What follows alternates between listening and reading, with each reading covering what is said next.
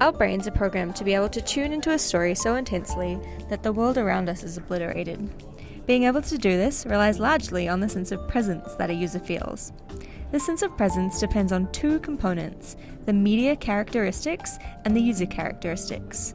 Arguably, the most vital part of an effective VR experience is the technological affordances of the VR materials.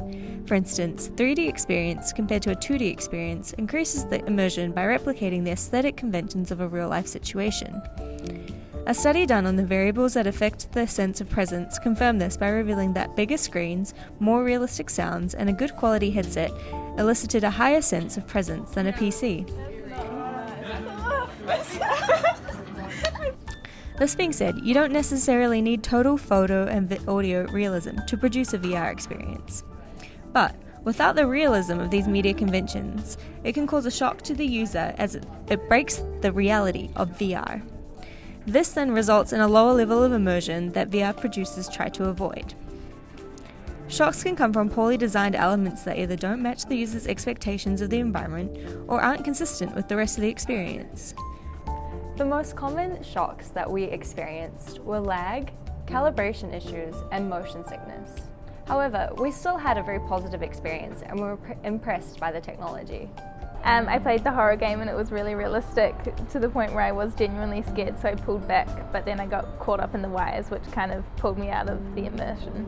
I did the horror game one and I really liked it, but the headset was really heavy and I had to keep holding on it.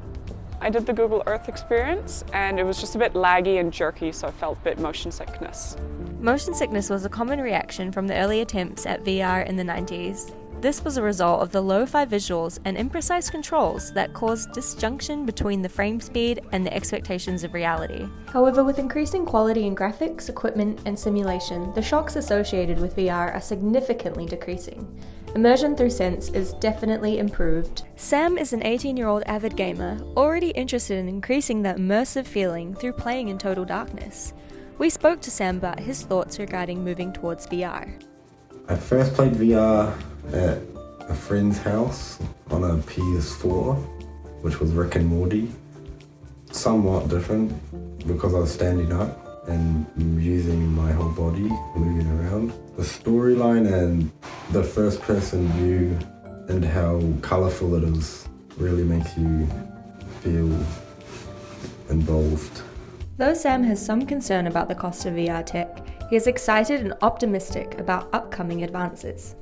The continued development of the games and the products they come out with in order to do and to experience VR, if they all become available and cheaper, they could carry on for a long time.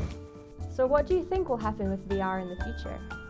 I've read some studies that it has had proven success with war veterans and helping them overcome their PTSD. It's also been used for some exposure therapy to help people come to terms with their fears. I definitely think that they'll be using VR therapy as a technique in the future.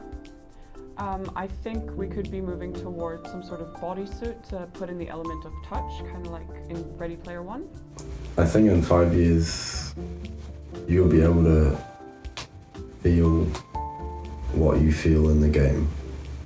Like physical feeling through a suit or maybe even stimulation or something like that through your nerves. I think in the future VR can help people with disabilities to experience something that they wouldn't be able to, like traveling to a distant place. Whether VR is used for therapy, travel, or to take gaming to the next level, it's cemented itself as the technology of the future. Will we see it more integrated into our daily lives? We'll just have to wait and find out.